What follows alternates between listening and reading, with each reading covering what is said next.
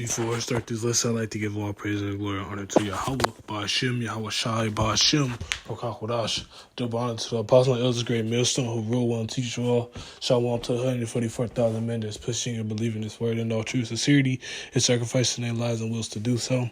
Shalom to the men, women, and children that's tuning in and listening. And shalom to Israelite foreigners scattered abroad on all four corners of the earth. The Heavenly Father named is Yahweh, His only begotten Son named is Yahweh Shai. And Lord wanted this video to edify and quick and straight to the point. This video right here is entitled Esau Isn't Japheth. And recently an individual, I think it was Nate. Nate was going back and forth with an individual saying Esau Edom is Japheth. And we know, not even just going back in the Old Testament, but Japheth is not Esau Edom. They're two separate nations. Japheth isn't. There's too many scriptures that don't. There's too many scriptures that goes against what that individual has said.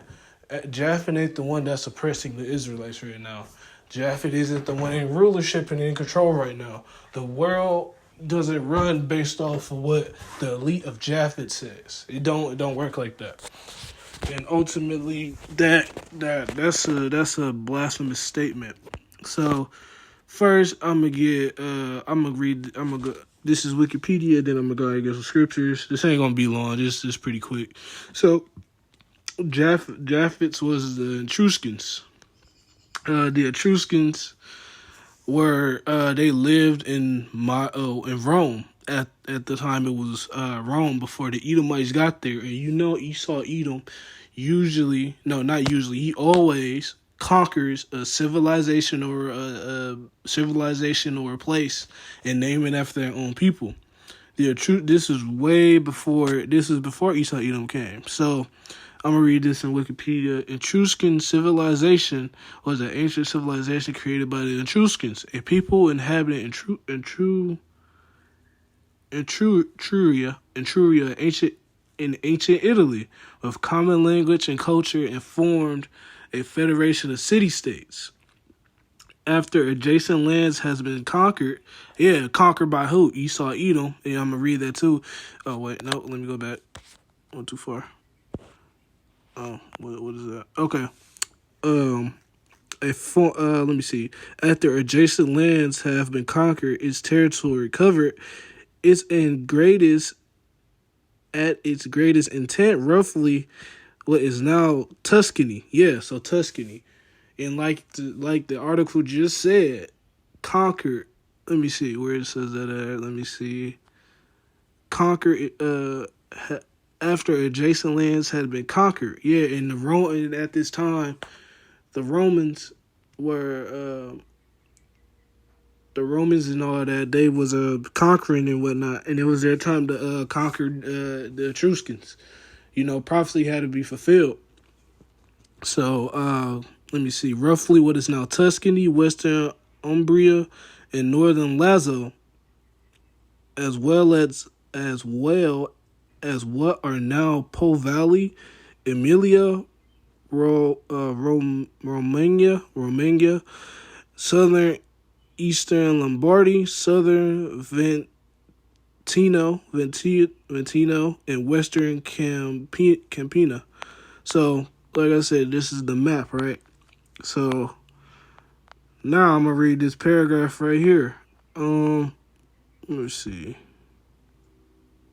I'll read these two paragraphs. A large body of let me get to the point. Let me see.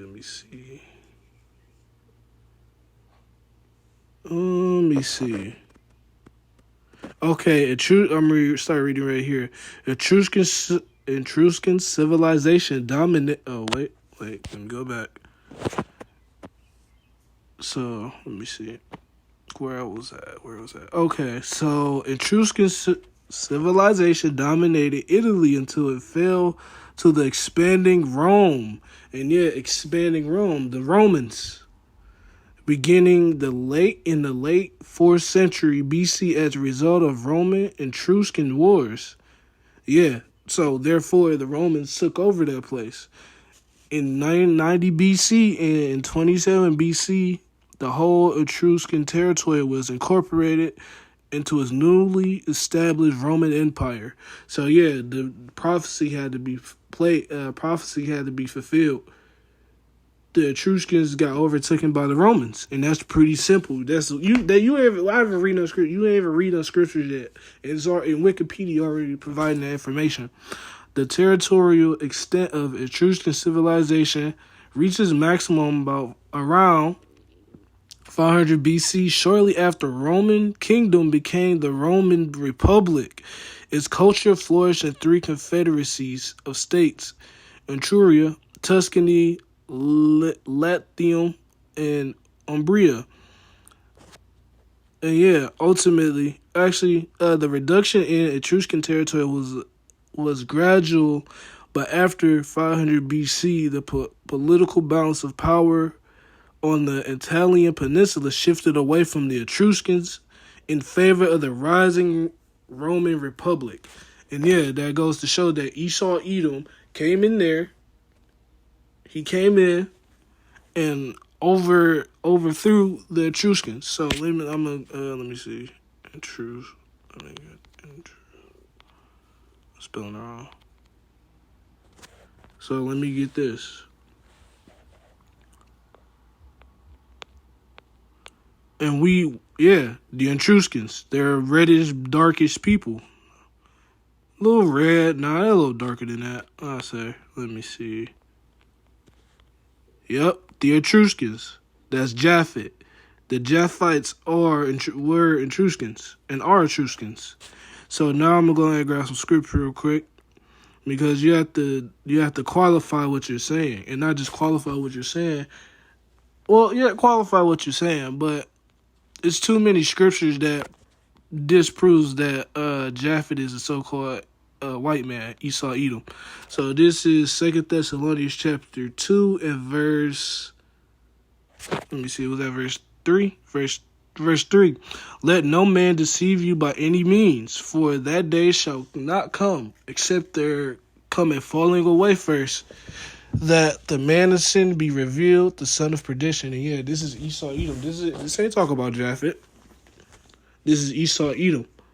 The son of perdition ain't Japheth. It's Esau Edom. Esau Edom is the one who's in power, who's in ruling, and who's controlling everything. Japheth ain't got a say in shit. We fell away as a people. We got dominated and destroyed and decimated by not just the Babylonians, but the Romans. 70 AD. 70 AD. We have too many. We have too many scriptures that debunk that fact, but also too many scriptures to disprove that fact as well. Verse 4: Who opposeth and exalted himself above all that is called Yahweh Bashim Shai. Yeah, Japheth ain't doing that. You literally see I'm gonna say it, Elon Musk AI being called a godlike intelligence. That ain't Japheth. You don't see Japheth in our land, taking over our land. You don't see Japheth on the news, or not on the news. You don't see Japheth out here taking lands, and I'm gonna get that too in Deuteronomy. But you don't see Japheth running the show. Esau Edom has been running the show for a long time now. Or that is worship, so that he, as Yahweh Bashim Shai, sitteth in the temple of the Lord, Yahweh Bashim Shai, showeth himself that he is God. And yeah, ultimately, you don't see Esau Edom, not Esau Edom, you don't see Japheth running around here behaving like Esau Edom. The Japhethites are modern day Polynesian people. You got Samoans, Japheth got kicked off their homeland, man. Esau Edom has altered the way of life. And not just altered the way of life, he's literally been kicking people out their homeland, taking over their homeland, kicking them out. And then when they get kicked out, they're not even in their homeland. These Edomites have taken over and completely ran-shot through everything. And you see it. I'll just get that Deuteronomy real quick, because that explains it better than I'm explaining it. So I'm going to jump to Deuteronomy chapter 19 real quick.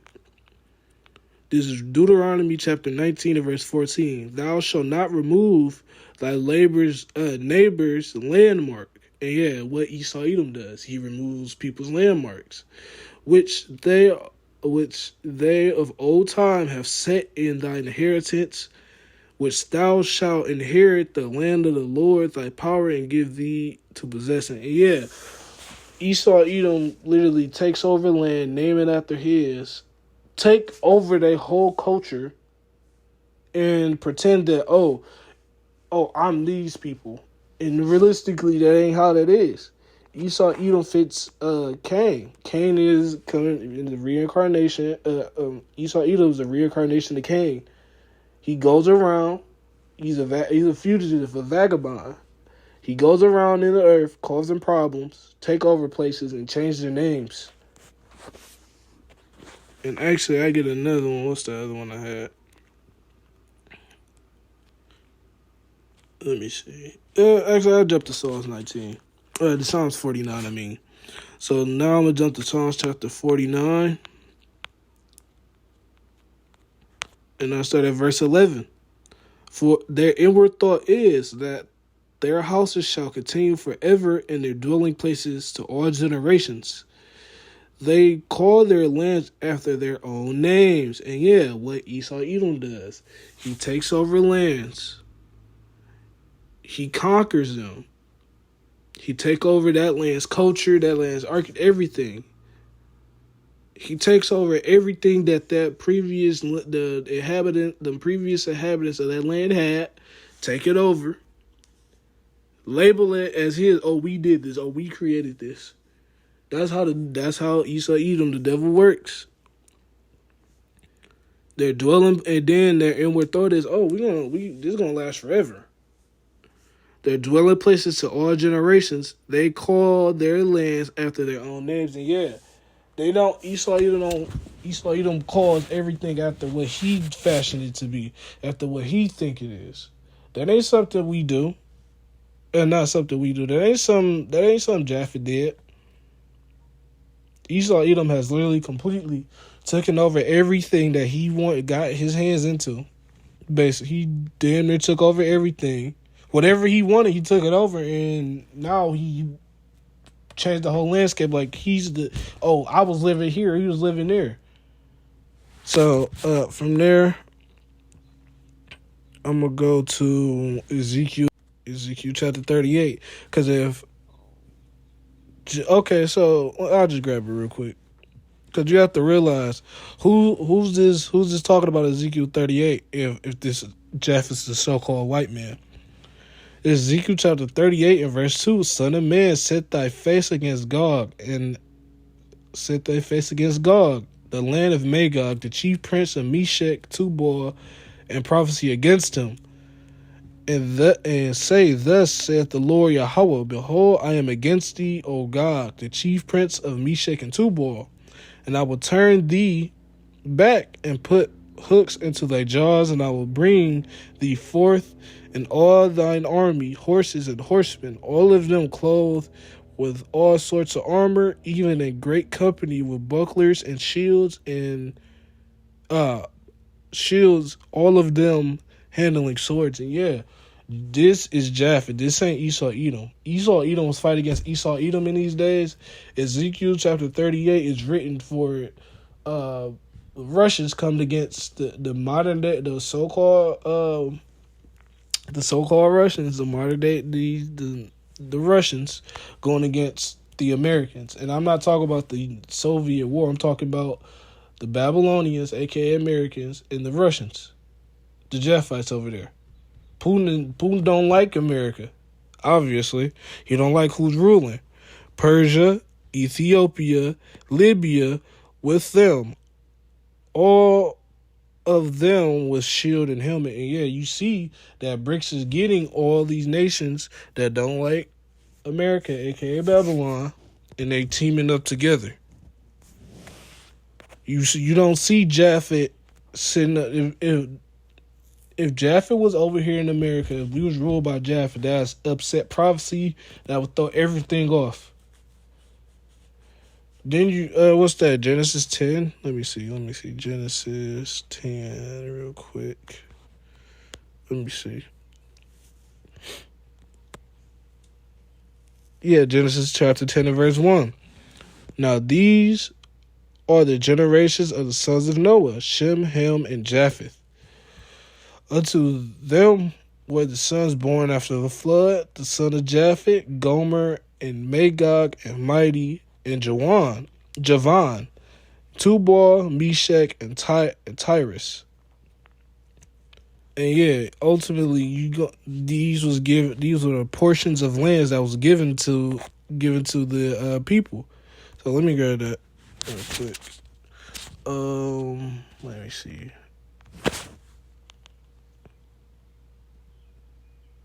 Japheth. Yep. Good. Let me see. Oh shit. Look at this. Japheth land. Yep. So you see Tarshish right there. Yeah, you see that. You see Italy. You see all of this right here. These were the appointed lands that was given. So therefore, these lands was given to Japheth. Esau, Edom was not given the land of Japheth. He took it over. Let me see. Yep, Tarshish. Yep, you got all of that right there. And then you got Japhites in the let me see. You got Japhites in the smaller islands too as well. So that whole statement is flawed, man. That whole statement is completely flawed. Completely flawed. So ultimately, with everything that's going on, if Esau Edom was Japheth, or if if Esau Edom was Japheth, who's Japheth? Japheth wouldn't come against. Japheth wouldn't be in America today. They wouldn't. They got kicked out of their land. But yeah, I didn't want to make this video long. Just a little bit of history and just debunking that statement. But I'm gonna close out. But before I close out, I'd like to give all praise to Yahweh Ba'Shem, Yahweh Shai Ba'Shem, Rukakwadash. Lord willing, this video is edifying, and on to the next one. Shalom.